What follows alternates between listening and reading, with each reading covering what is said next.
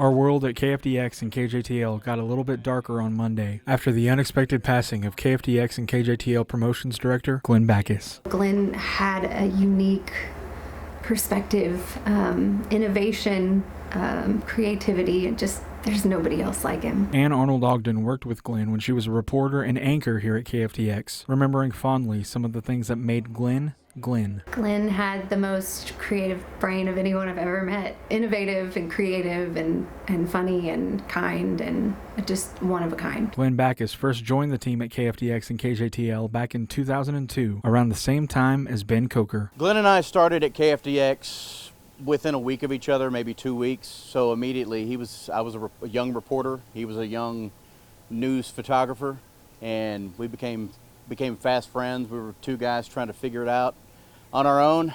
First jobs in TV. It began a more than 20-year friendship between Glen and Ben, eventually finding they shared a passion for sports. Me and Glen won back-to-back city softball championships. A lot of memories there on the softball field. One of Glen's greatest loves was his teams from Boston, near where he grew up. The Bruins, the Celtics, and of course, the Red Sox and the Patriots. Anytime the Patriots, the Red Sox were in a championship, I was at his apartment getting video of him reacting, celebrating. Get in there! Oh my God! Yes!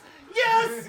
Oh my God! Ben says one of his fondest memories with Glen was on a Friday night in 2010, when instead of going to shoot football like he still does to this day, Ben was sent to Game 6 of the ALCS when the Texas Rangers beat the Yankees, advancing to the World Series for the first time in team history. What a night we had. You know, obviously as a Red Sox fan, he loved seeing the Yankees go down that night and striking out A-Rod. And then, of course, for me as a Ranger fan, we both had one amazing night. But it was his passion for his work and his creativity that made Glen an irreplaceable member of the KFDX team. At KFDX, some of the most legendary promos that have ever been made, especially around the holidays, were Glen's. Glen's passion for his work earned him Employee of the Year honors in 2024. But perhaps his greatest passion, and one he'll always be remembered for, was his artwork. Ann says she and Glen continued working together well after her time at KFDX, with the Alliance for Arts and Culture leading to some of the most iconic artwork in the city of Wichita Falls. He just loved creating new things and making this place beautiful,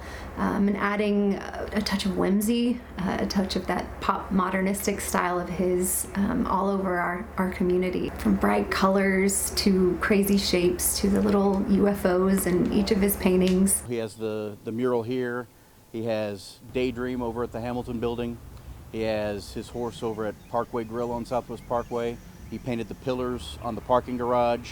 The legendary mural he did of downtown that became magnets and artwork for people to hang on the walls. One of the things people may not know about him is that he was a huge fan of Prince. And when Prince died, he had this piece of Prince, and I believe that piece of art is actually hanging at the Paisley Park Museum right now, which is incredible.